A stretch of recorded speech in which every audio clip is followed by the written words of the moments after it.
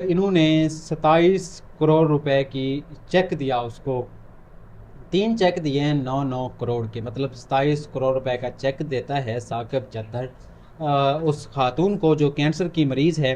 तो जब वो बैंक में जाती है अपना कैश निकलवाने के लिए, तो उसे मालूम होता है कि जो उसके पास चेक हैं वो डिसऑनर हैं, मतलब उनमें इतना कैश ही नहीं जितना साकिब चद्दर ने उनको बोला था। मतलब 27 करोड़ रुपए का इसने उस कैंसर की मरीज़ को इंजेक्शन लगाया।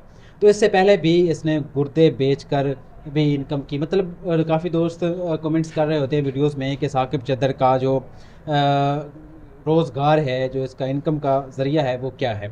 तो आज आपको मैं वाज़ेह करता चलूँ कि ये दोस्तों और दूसरे लोगों को इस तरह धोखा देकर ये शख्स इनकम कर रहा है और पैसे कमा रहा है। तो 27 करोड़ रुपए का इसने इंजेक्शन लगाया उसे एक खातून को। तो उस खातून ने जब बैंक में ये खबर सुनी तो वो वापस आती है इसके पास और अकबर खान को भी इसके डेरे पे बुलाती है।